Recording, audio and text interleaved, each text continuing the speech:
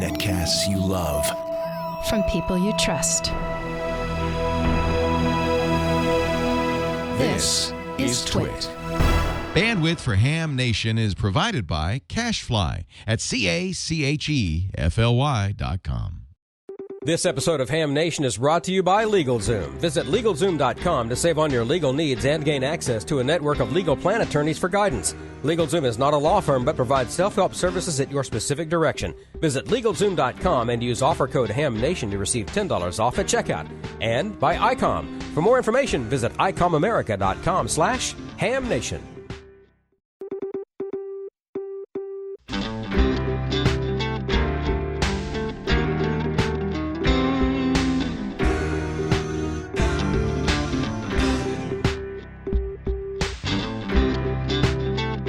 This is Ham Nation, episode number 161, August 20th, 2014. We visit Val's new digs. We have another wonderful show tonight, some great surprises, and of course, lots of information. So I hope that you can stick around for an hour or more and call all of your friends and let them know we're here. I'm Bob Heil, K9EID. I'm in the Ozarks, and I'm joined by Valerie out in or up in Wisconsin now. Are you in Illinois? Where are you, Valerie? Hi there. I'm actually in Illinois right now. I have a new QTH. I took a couple pictures of my new shack if you want to show those, Brian.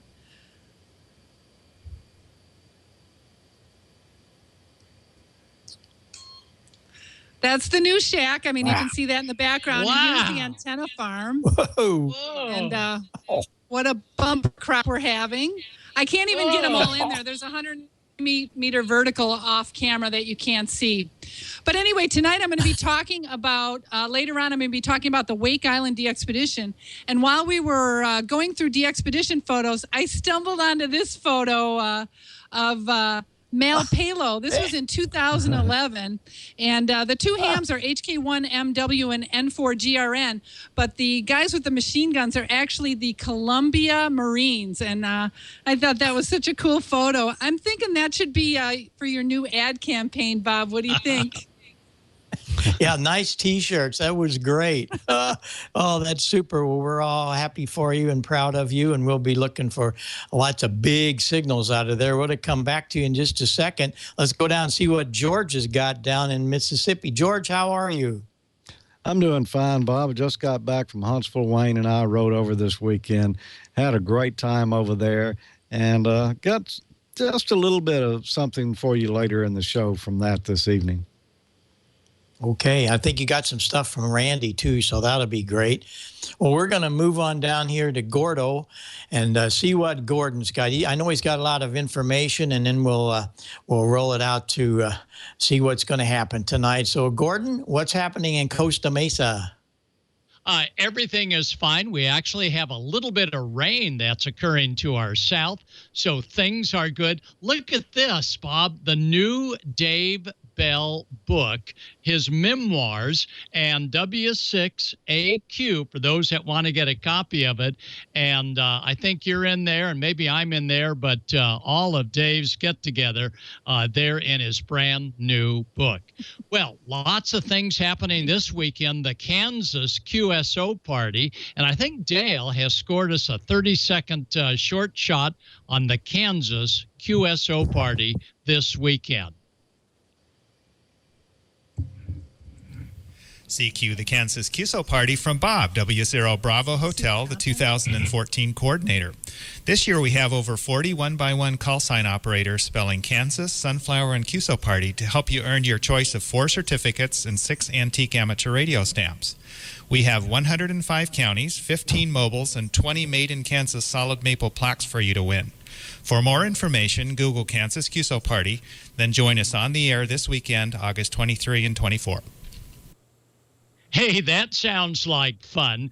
And 45 one-by-one calls. Wow. This Saturday is the Amateur Television Network get-together up in the hills. And Bill Pasternak sent us a funny from Fred, AA7BQ. You know Fred of QRZ.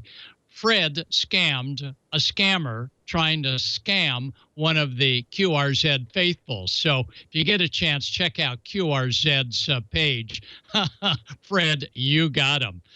We're looking into Hamsphere 3, that is radio, but it's really not radio, it's the internet. I'm curious, Hamsphere 3, how many of you like it as opposed to Real Radio? Real Radio, Cheryl's on 3874 tonight after the net. Finally, we're going to talk next week a little bit about lithium-ion batteries and some of the new handhelds.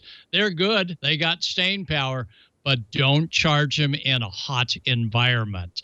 And finally, let's now go ahead and take a look at a micronode.com. And this is from Mark, K7IZA, at the recent Wind System get-together. For those of you thinking of setting up your own node, Mark, K7 India Zulu Alpha has micro-node.com. Check out his webpage. It's quite interesting. Well, Brian, if you're ready, I'm ready. Let's take a look at all the activity this past weekend with our ham instructor get-together down in San Diego. This was sponsored by the Wind System. That's the wide internet network. And the wide intertie network goes all over the place, and they had their big get-together of all their technical operators down in San Diego, and they allowed me to present a Ham Instructor Academy to those technical types, and they needed to have stuff. So thanks to the manufacturers, Kenwood, Yaesu, ICOM, Alinco, and many others, and including the W5YI that donated the books and many of the other items for the ham instructors, we went loaded for bear.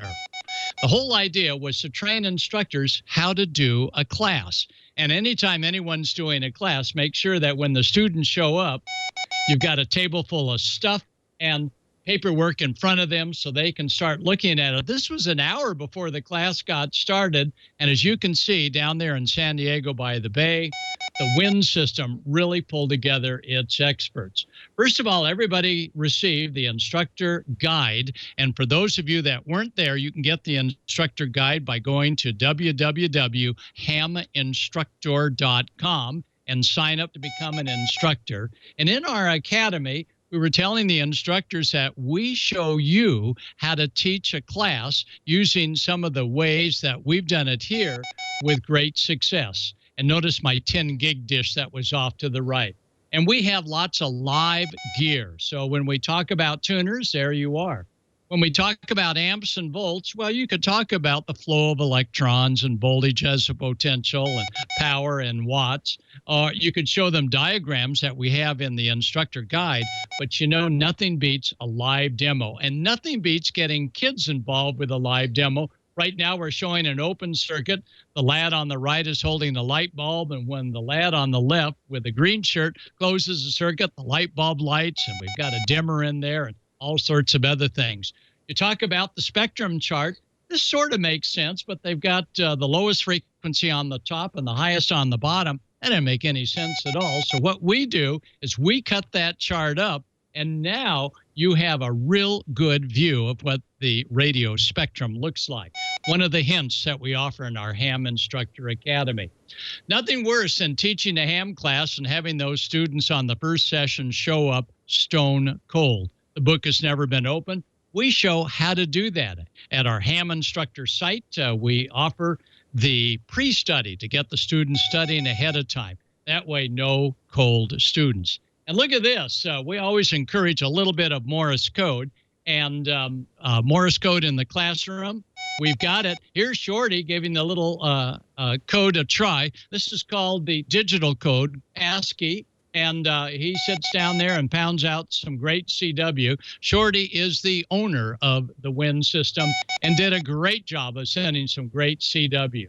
Again, we encourage those of you that are thinking of teaching a ham radio class to get the very latest instructor's guide at haminstructor.com, and we'll get you signed up, begin to feed you information.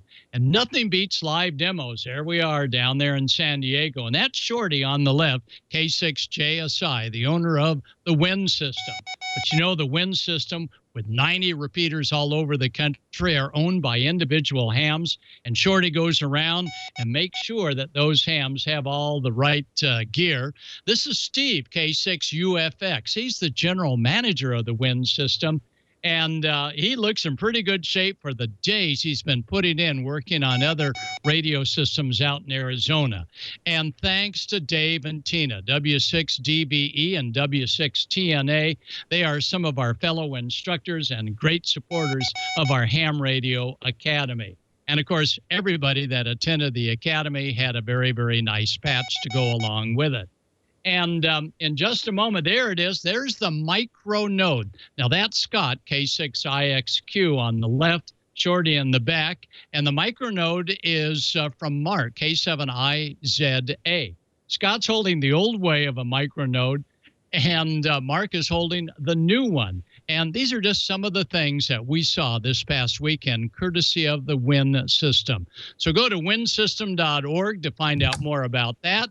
And we look forward to seeing you as an instructor soon. My next Instructor Academy class is in September, and it will be at Peoria. So see you in Peoria in the middle of September. Go to Peoria Superfest to learn more about the upcoming free of charge Instructor Academy. Okay, Bob, back to you. That was good and nice to see all the guys. And I used to be on that Win system with Shorty and everybody, but when I moved here, we never did get it all hooked back up. I need to do that so we can stay in touch. Well, I get a lot of emails, as everybody knows, but one of the things I've been getting recently, because I think a lot of guys and gals that are getting into the hobby are kind of looking to some of the old bolt anchors like some of us have never gotten rid of. And one of the big problems is getting audio into them. You can't use your dynamic microphones into them because they're low impedance. So how do you do that?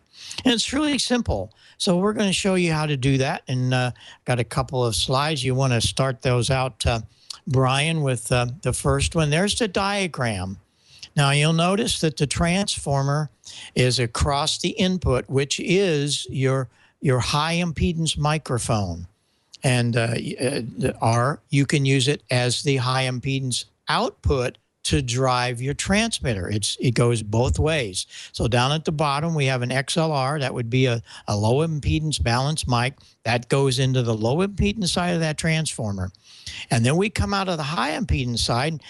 You don't have to, but I usually put a potentiometer in there so I can change the gain a little bit, but you don't have to. You can just take that bottom leg of the transformer and put it right to the input jack. Now, the red line is the ground lift. How many times do I talk about ground loops? And there are many times that sometimes if you tie those two grounds together, you're tying the grounds of those two systems together. If you tie them together, you might get some hum and 60 cycle ground loop. Otherwise, you can turn the little switch off, and it lifts that ground. So that's the thing that I put in the little box. Next slide, I'll show you the box real close.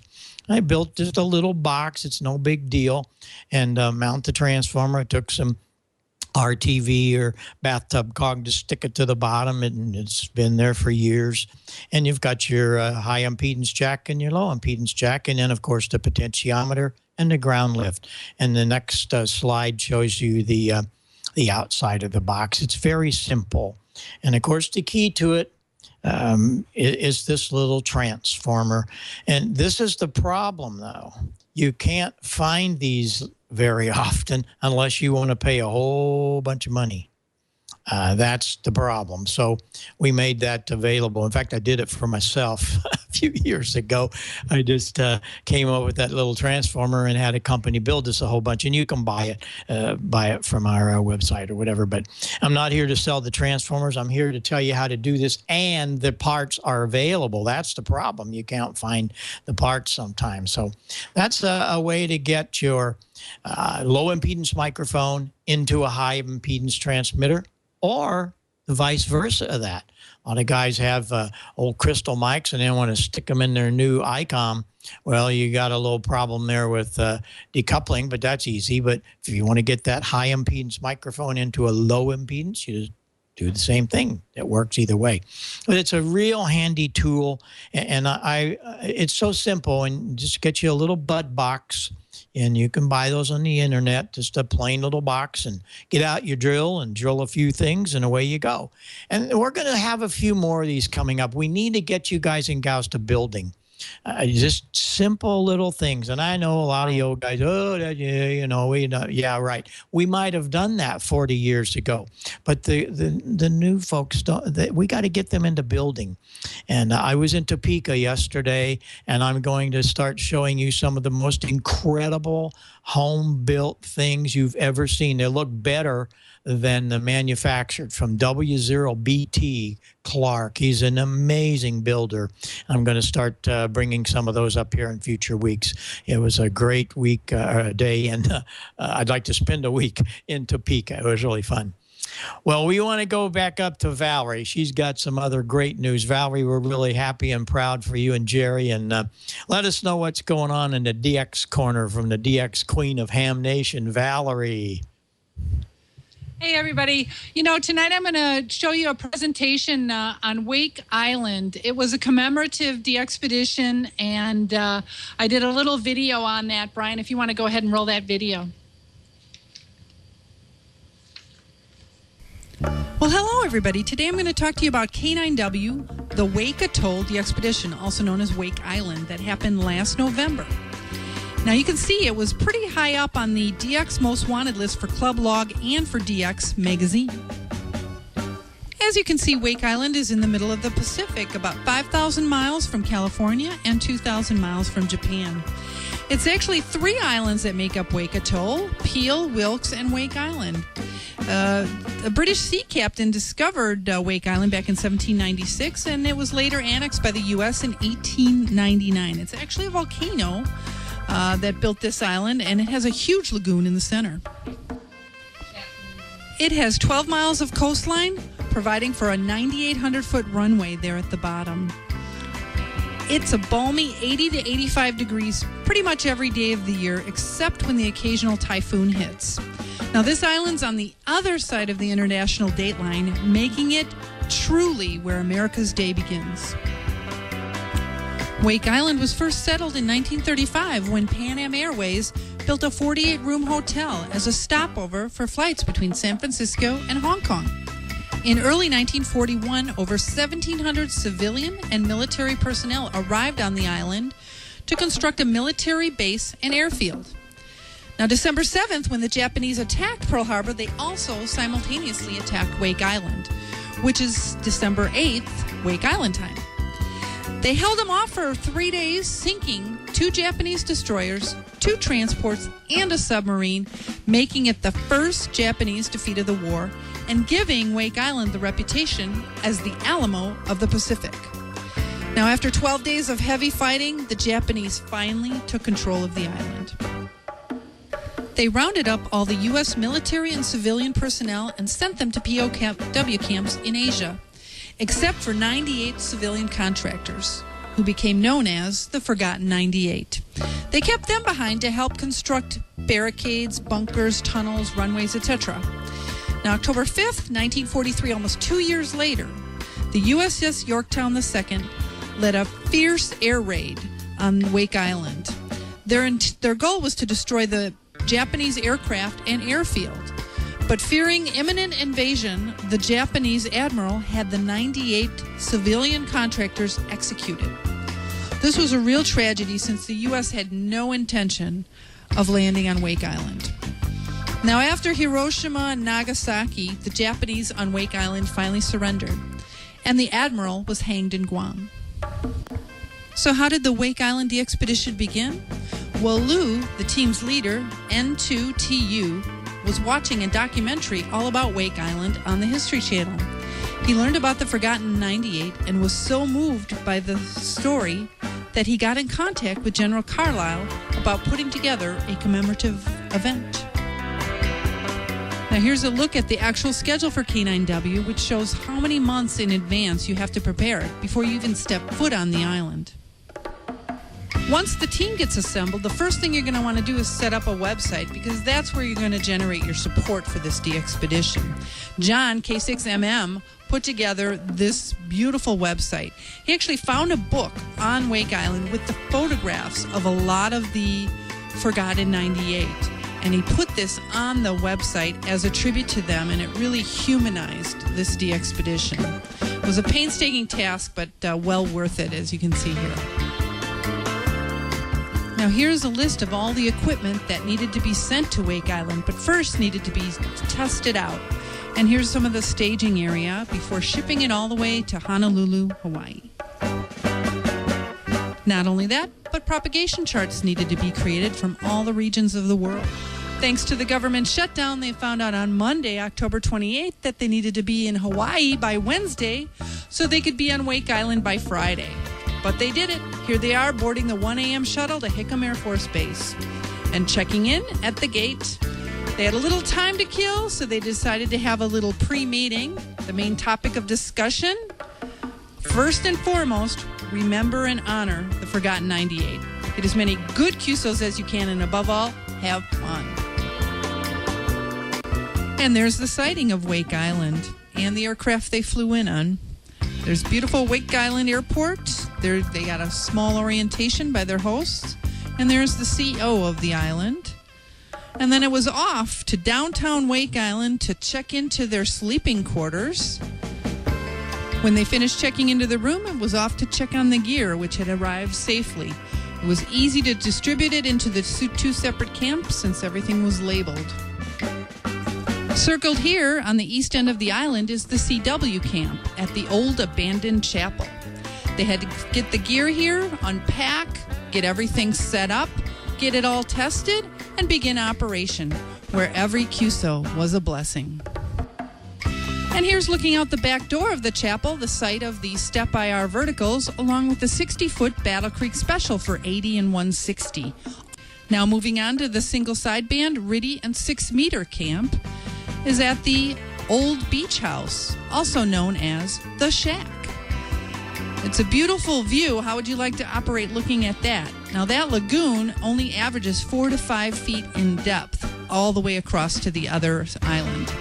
And they had another set of Step IR verticals, along with an 8-element 6-meter Yagi, which gave them 1,180 QSOs on 6 meters. They had to set up all 3 stations, get those working properly, and they really set everything up for the maximum efficiency.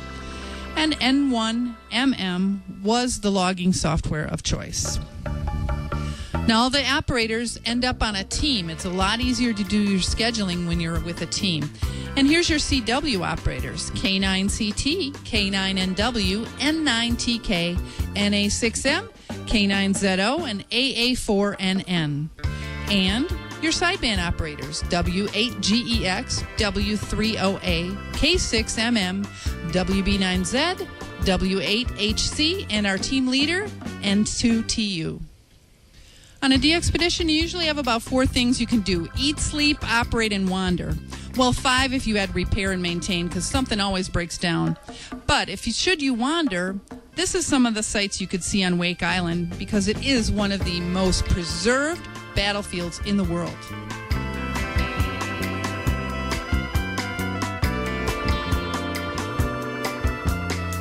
The team was honored to have Commanding General Robling visit. The food provided was great, including the all-you-can-eat ice cream. And here's a look at some of the amenities the island had to offer. And here's some of the wildlife and scenery on the island.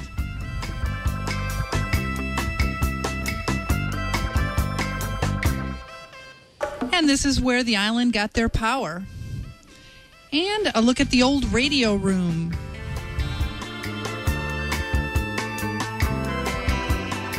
And here's a look at the Forgotten 98 Memorial, the main focus of this DXpedition.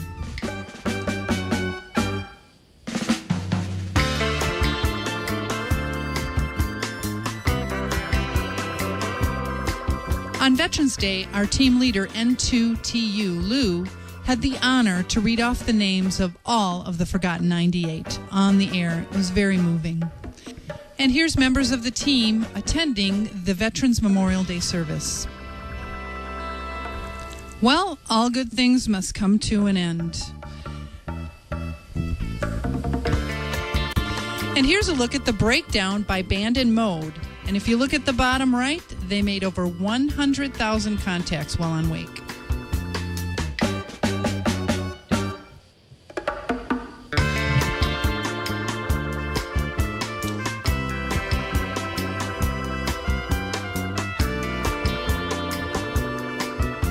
Of course, every successful DXpedition needs a good support crew like JA1WSX, K6TD, K6TU, KH6CG, KH7U, MM0MDX, N1DG, ND2T, yours truly, NV9L, Janet, W8CAA, and Margaret Blackwell. And of course, where would we be without the generous support of the NCDXF, Indexa, as well as our equipment, club, and individual contributors? Recently, at the largest European hamvention, Friedrichshafen, the Wake Island DXpedition won 3 major DX awards for 2013. And that's your look at the DXpedition in honor of the Forgotten 98 on Wake Island K9W, where America's Day begins. Well, that was fun to put together, and that was really a fun DXpedition to be involved with. But since that video took actually about 10 minutes, I'm going to be real quick here on the DX and contesting coming up. If you guys need East Timor, James N1YC and Wilbert PE7 Tango, they're going to be on East Timor till next Tuesday. Also, Alex M6CFW is going to be in Cambodia until next Wednesday. He's going to be doing the digital modes as X-Ray Uniform 7 Hotel Echo Uniform. So if you need them, make sure you get work him. Also, Rob, N3 Hotel Uniform is heading to Afghanistan, so you can look for him on the air then. I'm not sure what his call is, but I'm sure it's going to start with the Tango 6. And I know you saw earlier the Kansas QSO party is this weekend, so make sure you get on the air for that. Also, Ohio and Hawaii is having their QSO party this weekend. So get on the air and make some contacts. And right now I'm going to head it over to Don, and he's going to tell you all about LegalZoom. Wow, thank you, Val. That's amazing. But first, I want to touch a little bit on the Wake Island thing. That's fascinating. You know, my dad was in the Pacific Theater in World War II, so he wasn't near Wake, but just fascinating stuff. And in fact, I have talking about all the history and stuff. I have what I think is, I mean, he's passed away, so I can't really ask him, but I have what I think is his sidearm, his 45 auto Colt, 1911. And according to the serial number, it was made in 1915, which makes it 100 years old next year. So it's really neat to hold that little piece of World War I and World War II history in my hand and actually shoot it. So just fascinating stuff. Val, thank you so much for bringing that to us. And you know, talking about my dad, he didn't get a chance to get his will done. And that's something that's very, very important. Did you know really that most Americans don't even have a will? But why? That's the question. Believe me, it was a huge headache on my part because he didn't. But you don't want the court dictating what happens to your property and minor children. That's exactly what happened in my case. You would not believe the check I had to write. Could have all been avoided with a will or a living trust. And LegalZoom.com can help you with all that. Why procrastinate? Most people say they're too expensive or too time-consuming. Well, that's not true. The answer is LegalZoom.com. LegalZoom's prices make sense, and it just takes 20 minutes. LegalZoom will guide you through the whole process from start to finish. Now, LegalZoom was developed by some of the best minds in the country that make it painless for you to get the legal help that you need. Helping people become legally protected has been their mission and passion for over 13 years. And August is National Make a Will Month. So get it done and get special pricing on wills and living trusts while you're at it by entering the code HAMNATION in the referral box at checkout. So you need to protect your family, protect your future at LegalZoom.com. Believe me, I know. And I've got a will and I've got a living trust. And you need to do the same thing too. You can save money. Use offer code HAMNATION to save on your legal needs and also get access to a network of legal plan attorneys for guidance. LegalZoom, developed by top attorneys to provide self-help services at your specific direction, but they're not a law firm. Legal help is furnished through vetted independent attorneys. LegalZoom, we thank you for your support of Ham Nation. Go there now. Do it for your family. It's very important. Well, George just got back from Huntsville, and I had to miss it this year. This would have been my 20th consecutive Huntsville Ham Fest, but I got to hang out in the W5 KUB chat room and saw a lot of cool people that actually you've seen here. If you remember Christopher, and in fact, I don't know if you actually got that picture out of the Dropbox, Brian. If not, that's fine. But our young hams, Christopher and Sam. Christopher, of course, we met at Dayton, and Sam I met at the Rain Ham Fest. They were both there at Huntsville, and they met, and they became fast friends. So that's such a cool thing, and I got to see them on camera and visit with them a little bit in the chat room. But George has got all kinds of information from Huntsville and a whole lot more stuff from Randy K7AGE as well. So George, why don't you take it away and dazzle us with what you do, which we love. Thank you, sir. Go ahead. Well, thank you, Don. And I've got a comment on that DXpedition right there. Boy, that looked like a lot of fun.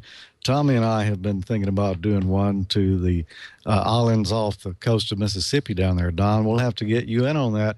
But after seeing what kind of job they did there, I think we're going to need some help to pull it off. I'll volunteer my pond if you want to do it from my pond. I've got a pond here. We can do it from the pond if you don't want to go all the way down to the coast. Are there alligators? It could be arranged. Oh, we don't want them. Okay, we're going to talk about Huntsville in just a moment, but right now we've got a video from Randy. It's his second part of the special he did from the ARRL Centennial. ARRL Centennial Convention, Part 2, W1AW and Headquarters. When you arrive at the site, your eyes immediately go towards the sky, looking at the 4 towers that are filled with antennas. The antennas at the top of each tower rotate, and the towers also have several side-mounted antennas in fixed directions to support their code practice and bulletin simultaneous transmissions. This tower has a satellite array with both azimuth and elevation controls, and there's a few other antennas down the length of the tower. This tower has a giant 9-element 6-meter beam. I bet that really gets out. And this is just outside of the W1AW building. You can go to the Antenna Farm webpage and learn about all 33 antennas that are on the 4 towers. Once inside the lobby, you'll see Maxim's original roll-top desk, along with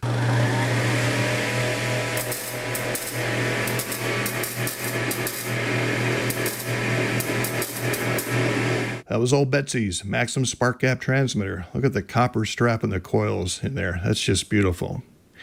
Inside of the building are 3 studios for guest operators and contesting. Each studio contains several radios, computers, accessories, rotors, and the radios are typically current radios. It's a great place to try out a new piece of equipment. Here are some digital radios as well as a Rode Schwartz transceiver. In the middle is the control area for the CW and bulletin transmissions and the racks of transmitters and amplifiers behind the console. The console has an audio mixer, an equalizer, and recording equipment, and transmitter controls. Racks of transceivers, so there's a transmitter and an amplifier for each band to support the simultaneous bulletin transmissions, as well as the antenna patch panel to connect all the radios to the towers outside. And even W1AW has DXCC. CQ from Whiskey 100 Alpha Whiskey. Okay, I copy the 57. You are 4 and 1. 4 and 1. We're at ARRL headquarters in Newington, Connecticut. QSL? Kilowatt 4, Florida, Texas Yankee. Thank you for the call. You're 5 and 7 into Newington. QSL. So Mike, how was that? Oh man, that was great. I worked about 8 stations here in 15 minutes. Had a couple DX stations and some stateside. Here, having a lot of fun at W100 Alpha Whiskey. It really draws a huge pile up. We'll leave the W1AW building, walk across the parking lot to the headquarters building, where outside the front door is a display area of the various financial campaigns that the league is running, including this area for the Second Century campaign to take us into the next 100 years with the major donors listed to the left and right. Other donors have their name or call sign engraved into a brick that's placed on the patio around the ARRL emblem. Inside the front lobby are many old radios on display, including this one with this big old horn speaker. Here we have some Heathkit, Gonset, Johnson, Helicrafters, and military receivers. These command sets were popular World War II surplus for the homebrewers. Here's some more Heathkit equipment and a Collins KWM1 transceiver, one of the first transceivers available. I didn't recognize what this piece of equipment is. It's a Cosmophone 35 from Cosmos Industries. This is the outgoing QSL bureau where the members may mail their cards to the League. They're sorted by country, placed in a cubby hole. When it's filled up, they're mailed to an organization in that country, which then distributes the card to the station that you worked. This is the lab where the League can research and test amateur radio equipment. They also build projects, such as what's shown in this display case that appears in QST in the handbook. We've seen many of these projects over the years, including this Tuna Tin QRP CW transmitter. There's lots of test gear in the lab, everything from new equipment to the older. Here's Ed Hare talking about an electronic ballast. It does make a little noise. Oh, yeah. The manufacturer is very grateful for our work because we discover these problems. They go to work on them. We report what we originally found, then what the manufacturer did to fix that problem. No, there's 2 prototypes left. The other one was launched. The other one's in the Smithsonian. And we offered to go in there and get it working for them, but they said no, they want to leave it just the way it was.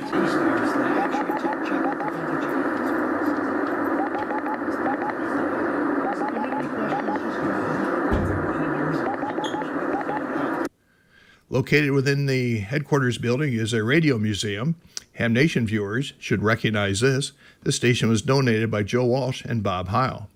Here's a stack of Knight, Heath, Globe Chief, and Johnson transmitters. I wonder how many of us got started in amateur radio from these red and black books. Look at this classic novice CW station. Helicrafters, the radio man's radio, with an old Helicrafters receiver and tubes in this display case. An example of a pre-World War II era amateur radio station, another Helicrafters. And here's an early tube-type CW transmitter. Look at that copper coil. But I really like the coils on this receiver that you tune by hinging them back and forth. At the end of the long hallway at headquarters is QST Magazine. Posted on the wall is the September issue, and these are all the article pages laid out in the order that they will appear in the magazine. Looks like the front cover is ready to go. There's a nice display of Gill cartoons from QST. Gill created more than 1,500 cartoons over 37 years. These ran in QST from 1929 through 1966. I remember seeing a lot of Gill's cartoons in my dad's QSTs when I was a kid.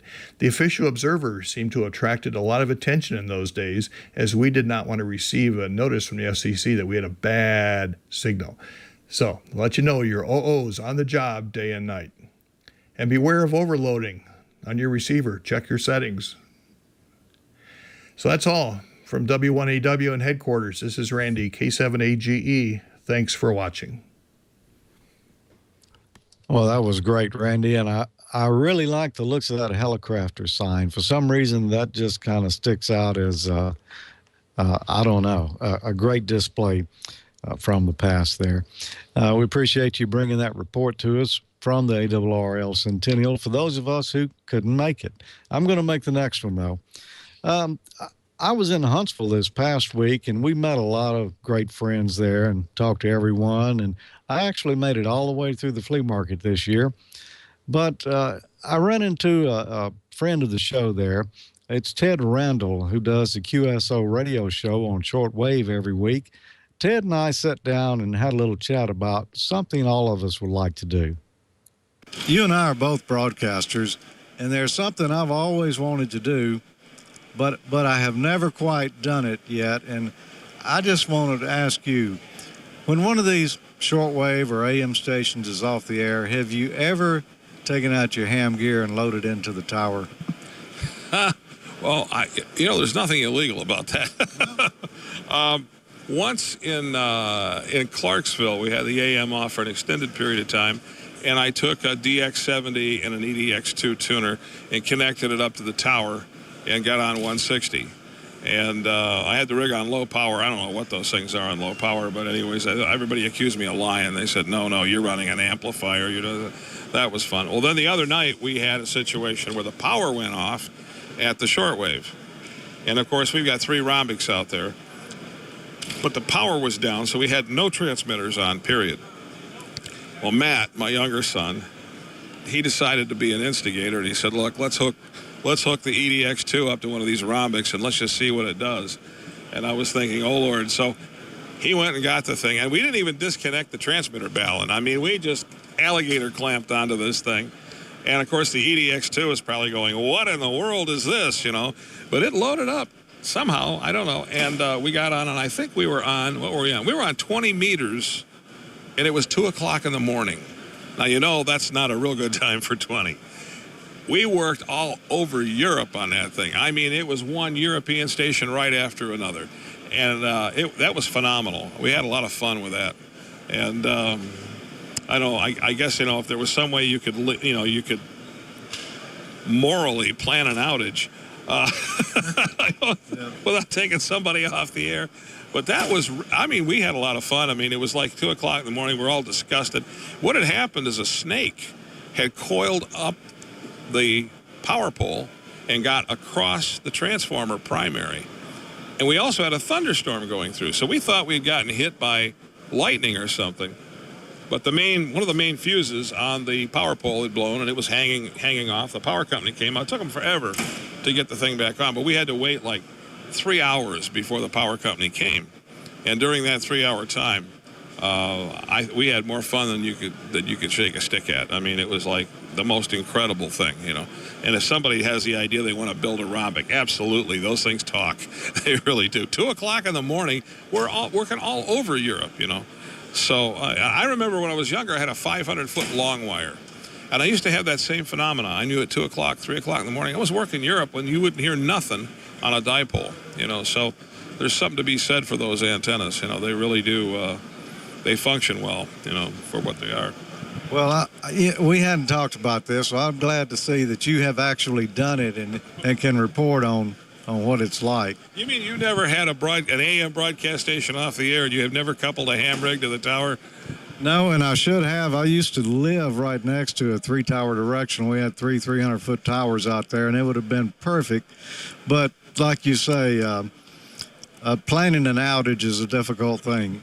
Well, we believe it or not, we usually always keep our Alenco DX70 and the antenna tuner in the vehicle. Now, of course, there's all kinds of good rigs. The ICOM line has got the little antenna tuners and stuff. And if a person's got their mobile with them and they keep that antenna tuner in the trunk, you no telling what you may, an opportunity comes along, because there are times when a station goes off for an extended period of time and the engineer is sitting there waiting for something to happen, like the power company to show up, or whatever, or maybe even waiting for parts to be delivered.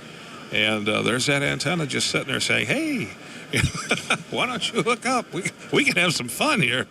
George, we appreciate you guys that come over, because that gets us out and to everybody. And so we really appreciate it. Thank you so much.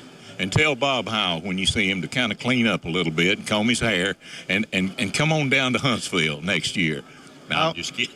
I will do that. I would do it with Gordon West, too, but it wouldn't do any good. It wouldn't do any good with Gordon. No, that's a good deal. Well, I had to throw that in at the end there, Bob.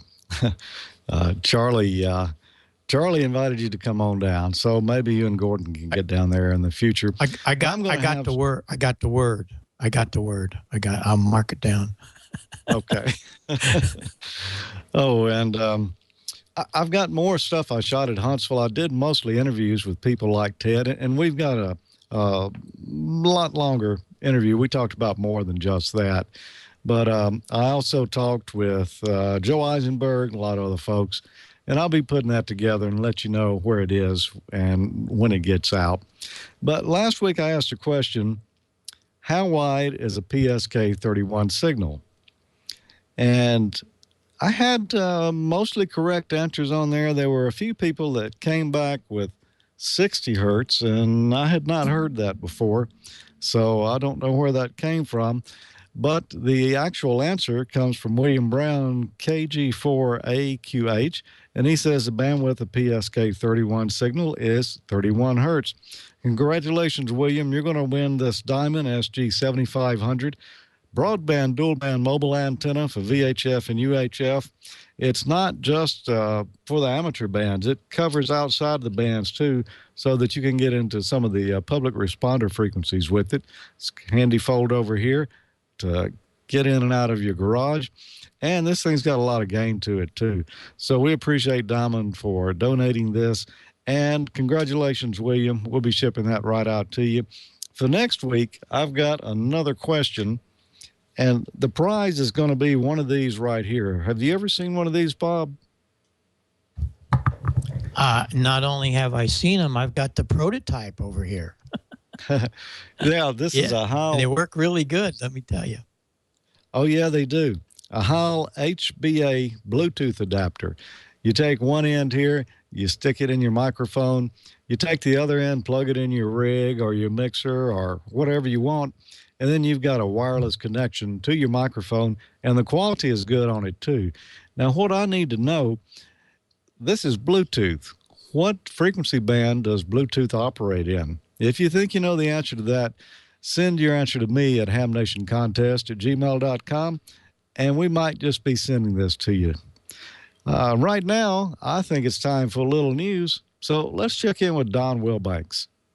Yeah, let's get back to Huntsville for a sec, because we've got that picture of Sam, KG5AYI. You see him there on the far left, the short guy. Remember him from the Rainham Fest. And the other kid there is KD8YVJ. That is our friend Christopher, who we met at Dayton. And Christopher was not yet licensed. He is now. Sam and Chris just had the best time. They helped pull prizes at Huntsville. That, of course, was from the W5KUB chat room. So I wanted to show that picture to you guys. They hit it off really, really well. It was like all of a sudden they were like me and my best friend in Oklahoma, twin sons of different mothers. So I think those guys are going to be fast ham radio friends for probably the rest of their lives. And I think Sam is going to be on the YouthNet tomorrow night on the W5 DDL repeater that we talked about down in Lafayette. And also Chris, I think, is going to try to check into that as well via Echolink. So I'm going to try to get into that myself. But let's get into the news of the week right now from Amateur Radio Newsline. From Amateur Radio Newsline Report number 1931, these are the Ham Nation headlines for Wednesday, August 20th, 2014. Towards the end of the year, radio amateurs will have the opportunity to receive what might just be the ultimate DX from a ham radio payload as it flies around the moon. Amateur Radio Newsline's Heather Emby, KB3TZD.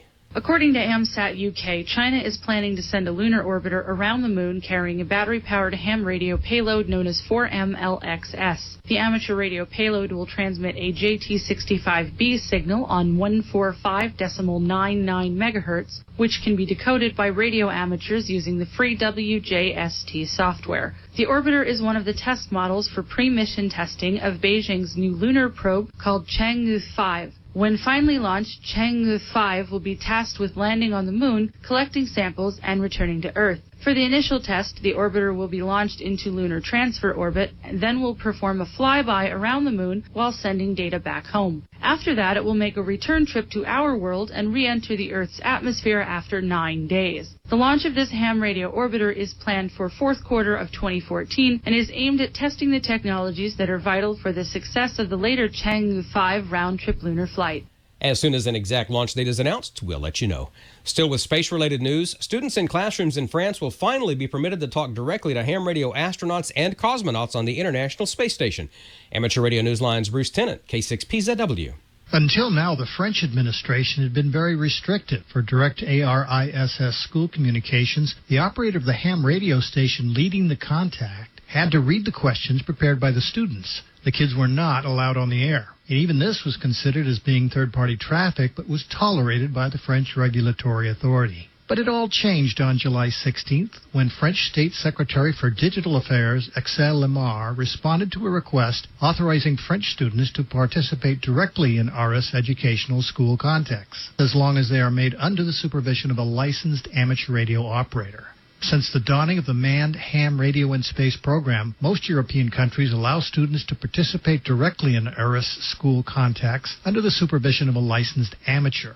Until now, the only exception was France. Notwithstanding years and years of efforts, French school children had no access to the microphone for direct amateur radio communications with the ISS. The letter from the Secretary of State in charge of telecommunications now changes the game. If you're a D-Star operator, Skeeter Nash, N5ASH, has some news for you.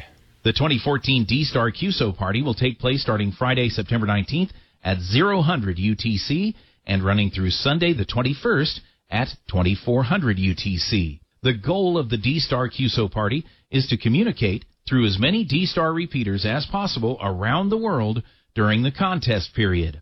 All operators who submit an approved log will be eligible to win the prize drawing, with 10 lucky winners randomly selected to each win a great prize. You'll find a web link to complete details in the full edition of this week's Amateur Radio Newsline report.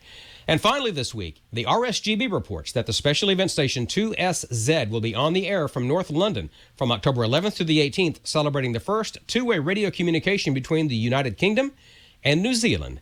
Again, Skeeter Nash, N5ASH.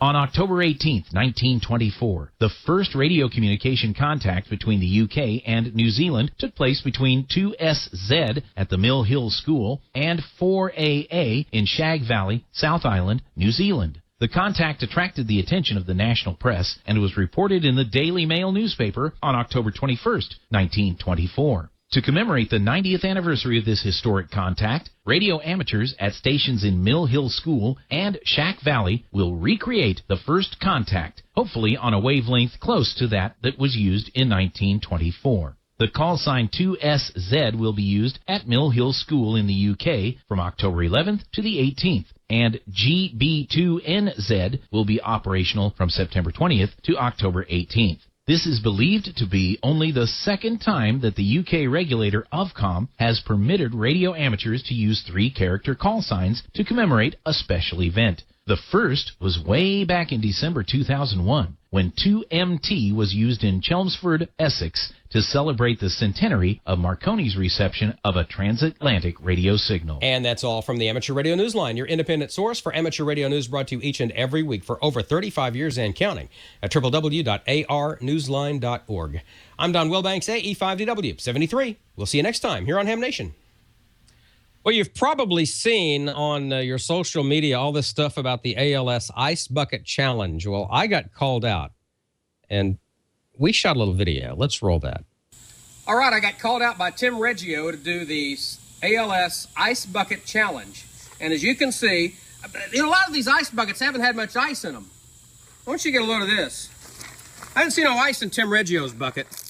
Look at that. That's nothing but ice. All right, so for a good cause, it's for ALS. Here, son, pull that. It's heavy. Don't dump it yet.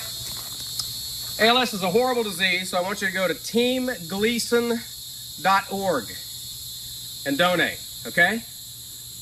Now, no white flags. Team Gleason, this is for you, Steve. Okay. Are we ready? Yep. Let's do it. On top of the head, son. Too many moving parts? Thank goodness, breaking a book. Woo! I am not sure I can talk now to call people out. That is the Ice Bucket Challenge. All right, everybody who's on Ham Nation, George Thomas, Gordon West, Bob Heil. Can't think. Let's see. Yeah, Emmett from Radio Waves. I'm going to call you out too, buddy. It's your turn. There you go. There's the Ice Bucket Challenge. Looks like it's hailed here. Woo! That's it from Picayune, Mississippi. Bye. Yeah, that was cold. I got to tell you, and I'm wearing my Team Gleason shirt right now. Steve Gleason was a New Orleans Saint who he blocked a punt to put us into the playoffs to get us into the Super Bowl, which we won back in 2009. But he's suffering horribly from ALS. If you can go to teamgleason.org, there you go. That's a. And in fact, you see that video right there is Steve Gleason doing the Ice Bucket Challenge naked. I didn't quite have the guts for that. But anyway, Steve Gleason, it's a great cause. Donate to ALS, and if you can do it through Team Gleason, then so much the better. So there you go. Bob Gordon,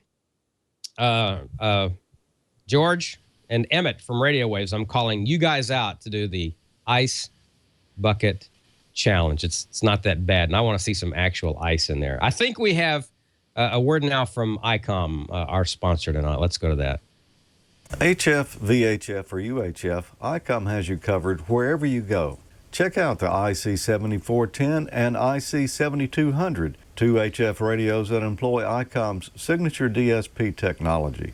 The IC7410 is an all-mode HF transceiver. It's got dual conversion super heterodyne system, a built-in auto tuner, and built-in 15 kilohertz first IF filter, and optional 3 kilohertz and 6 kilohertz filters. The IC7200 offers solid performance and digital flexibility. It also includes selectable filter width and shape, excellent receiver performance, and it's compact and rugged, even with a water-resistant front panel. And when it comes to mobiles, have you considered the V8000 for your next adventure on 2 meters? It's got 75 watts of power output in a rugged die-cast aluminum chassis, fast memory channel scanning with dynamic memory scan, complete radio control in the palm of your hand with the versatile mic, backlight customization, and weather scan alert and amateur radio first. And let's not forget ICOM's line of D-Star handheld radios too. The IC92AD is one rugged VHF-UHF dual bender. Its submersible construction can withstand harsh outdoor elements, dual watch capability, a built-in voice recorder in DV mode, and optional GPS mic. It's great for MCOM and search and rescue. The IC80AD is another dual bender with extended receive coverage. It's the handheld companion to the ID880H mobile rig that I use, and it's an affordable option for hams interested in trying D-Star. It's durable and splash-proof, and it has NOAA weather radio pre-programmed. The UHF D-Star ID31A has so many features for on-the-go operation. It's got built-in GPS.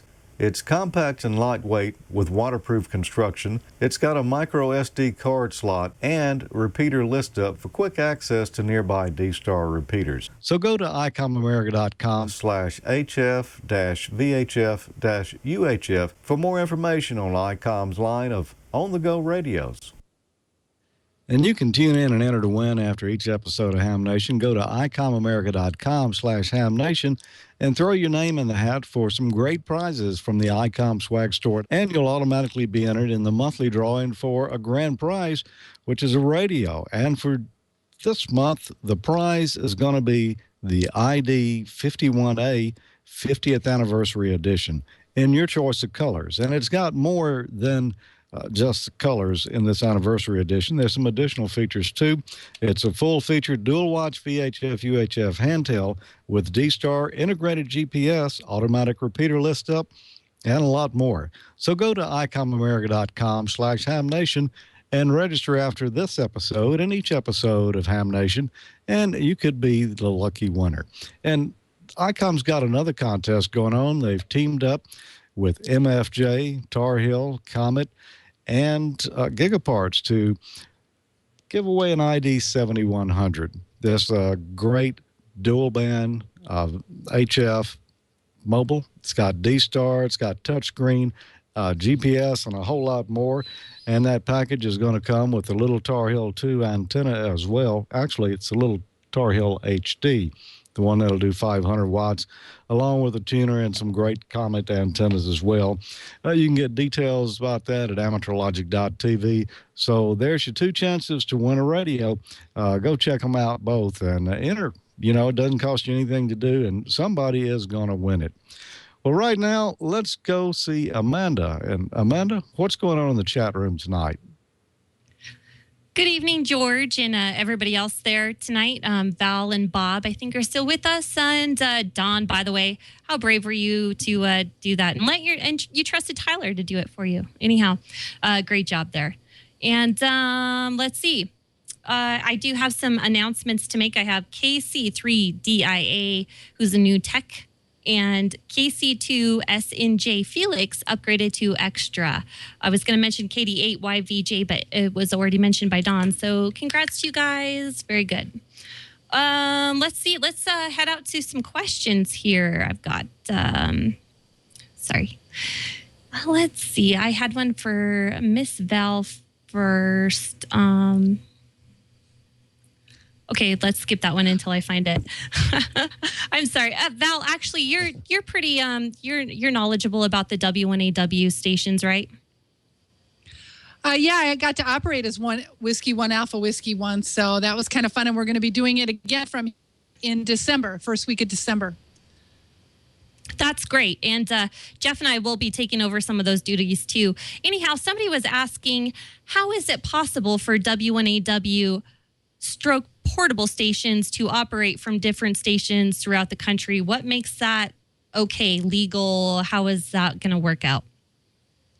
Well, in honor of the 100th anniversary, they're giving special permission for people to use that call sign, and they're giving each state 2 weeks that year to pick it. And they were picking one team leader to put together that week and be in charge of that week. So I know Wisconsin, we did it in February, and I know, every state has 2 different weeks to go. And then I think Puerto Rico's in there as well. And it's all a special thing in honor of the 100th anniversary. And I know it's generated a lot of hype, and a lot of people who were normally not going to get out on HF, this kind of excited them and got them the courage to get on the air and make some contact. So that was a good thing. Oh, I totally agree. I think it actually made people go and upgrade to General right away so that they could get on there and work those stations. So, kudos for you taking that over again. I know it's rough, but it makes you feel so popular. So, Mr. Bob, I got a question for you, and this is a funny question. I think Bob always has a story for everything, but I've heard it before. Bob, why do you use the color purple on all of your equipment? I don't know that I want to tell you here because it's a great trivia question. Oh. But there is an answer, and it's not because of it matches in none of that. When I started building amplifiers and mixers and stuff, and they'd go up on the stage, and I'd be back in the middle of the arena mixing, you'd look up on the stage, and everything was black or gray in those days, and there was no distinction. You'd have to get up about the second row to read the name on it. So I figured, aha. So my amplifiers were purple. The 400 watts were purple. The 200 watts were blue. And then it just carried on, and it was a really pretty purple and a pretty blue that we picked out. And that's how come. It was a marketing thing so that you didn't have to read the name. You knew it, and it just caught on. And when we got out of that business in along about 1980, 81, we closed that plant after about 15 years. I just kind of let it drop. But you guys won't let me let it drop.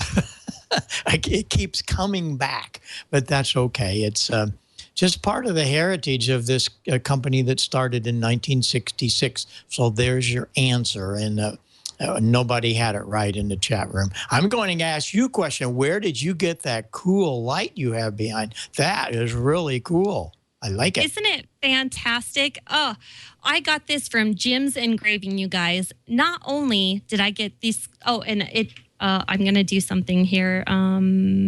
We will. Oh, wow. Oh, look at it. Look at that. Now, if you can focus, you guys, look at this. I also got a coffee cup, the coolest, from jimsengraving.com. Make sure you guys check that out.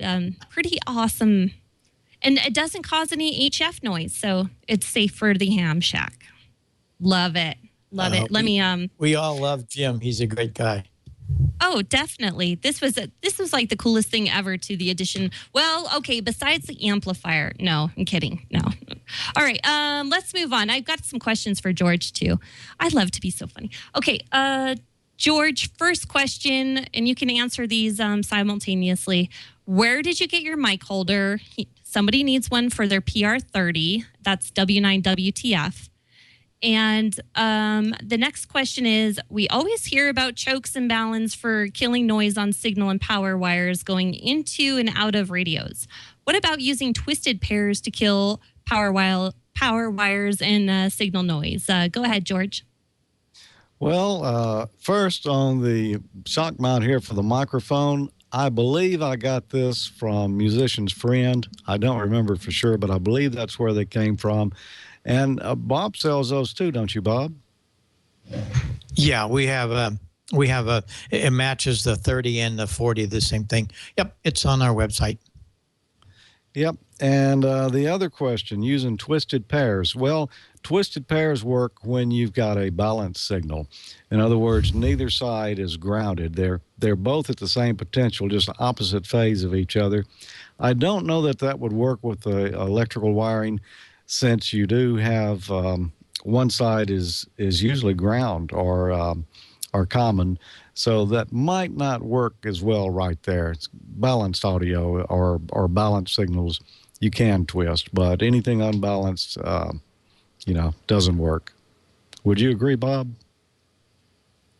Yeah, it came from the telephone company back in the 20s. One is out of phase from the other one, and when you wrap them around each other, if there's any noise that falls on one, the other one cancels it. And you guys know about the phasing thing, that that's how it happens. But it wouldn't work on a 110 lamp cord or any of that, or for cutting out any kind of other noise. It'd have to be a balanced signal, such as mic lines or stuff like that. Okay, thank you. Obviously, I also have, I'm sorry, I have another announcement here. NK8J wanted to announce that this Saturday, W1AW/8 will be operating from the Findlay Radio Club, W8FT, here in his hometown. So you guys make sure you get on there. Of course, I didn't catch the bands that he'll be operating on, but I'm sure there'll be multiple. And with that, one more question for Bob. W5ORT would like to know, how do I get Heil audio into my boat anchor Heath HW16? Well, an HW16, I think, is a CW radio. So an HW16 transmitter would not have a modulator in it. So you would have to, you could do that, build a modulator. And I know some guys that are using guitar amplifiers as their modulator. George, you know about that deal, don't you? Oh, yeah, I do. I know some AM broadcast stations that have actually used guitar amps to replace a tube-type modulator stage when they couldn't get parts anymore. Maybe that'd be something I'll do next week. I'll have to get out a schematic and show you how darned easy that is. And you could take any kind of CW transmitter and make an AM transmitter out of it. We'll have to work on that one, Amanda. Very cool. Okay, and Val, you mentioned some DXpeditions coming up. Are there any DX contests in our future? Well, there's always contests going on. If you go to the contesting website, you can pull that up, or if you go to my QRZ page, I do have a contesting calendar. So there's always something going on. The big time contests usually come out in the fall, so things are a little light right now with a lot of QSO parties and maybe some smaller countries having some DX contests. But believe me, if you want to get on the air, there's always a contest to do so. Very good. Okay, that's probably about all the questions I have with the time we have tonight. I know there is a couple others, but a lot of Gordo questions. We'll wait until next week to get those. So let me send it to you, Bob. Well, thanks a lot. Boy, it was a great show tonight. You were great in the chat room. Valerie, you were sensational with your video and your new station. We're so happy. I'm going to give you a little a little thing to do. We want to see you on one of these nights, and we want Jerry to come on with you and let him explain the station. What do you think, Valerie? You think we can get that done? He's a little camera shy, but maybe I can talk him into it. We'll see. But yeah, it is pretty amazing. Just the towers alone. I mean, this antenna farm has 11 towers, the tallest being 199 feet, so we don't need a beacon, and with 36 different antennas on these towers. So it's pretty amazing antenna farm I stumbled into, I guess you could say. So I'm all excited. Also, I know George wanted to talk about Wiki before we go tonight. So I'll send it back to you guys. Okay. Well, I remember a girl that I called here several months ago, and she was very shy about getting on the air too, and now she's right in the middle of it. We love it. All right. Okay, George, you want to close it all up here? And I think the 14265 is alive. I heard 7278 is alive. What about the D-Star? And explain a little bit about Wiki also, George. Okay, well, the D-Star is going to be on Reflector 14 Module C, and Echolink is going to be on Star Dewdrop and Star node number 355800. And the Wiki, some of you in the chat room didn't really know what that was, and we have it in our show notes here to mention it every week, but hey, gets down toward the end of the show, we're usually over and not paying attention. So the Wiki is a great service for Ham Nation viewers. Our friend Dan Van Evenhoven, N9LVS, does this for us every week. He goes in and he lists show notes of the different episodes of Ham Nation, what we did, who was on the show, and such as that. And there's the address right there on the screen. It's wiki.twit.tv, and you can find the Ham Nation link there and get all the show notes and see what's been going on in the different episodes. Because, you know, Bob, people write me an email. I'm sure they do you a lot of times. What episode was it that you did this thing? You know, and after almost 160 shows, it's hard to keep them straight, and that's where I go look. So that's where I suggest that each of you go when you want to know more about a particular episode or when we covered a particular topic. And I guess I'll throw it to Don. Don, you got any final words for our viewers? I know you do. And by the way, you can keep the gauntlet. I haven't figured out how I can green screen in Ice Bucket yet. Well, actually, we had to drop Don earlier, George, but I'm sure he'll have a response for you later. I'm sure he will. All right, Bob. I was listening on 3847 to see if Cheryl and all of them were around. I don't hear. They'll be there, so check that out too. Okay, everybody, it's great to be here always, and appreciate all of you that helped put it together in Petaluma. And I guess we'll all see you back here at 8 o'clock Central or somewhere around there next week. But pass the word. Have all your friends put Ham Nation into Google and sit back and enjoy this great program. Lots of information and lots of good fellowship, and we love it all. So thanks, everybody, for being there. We'll see you next week.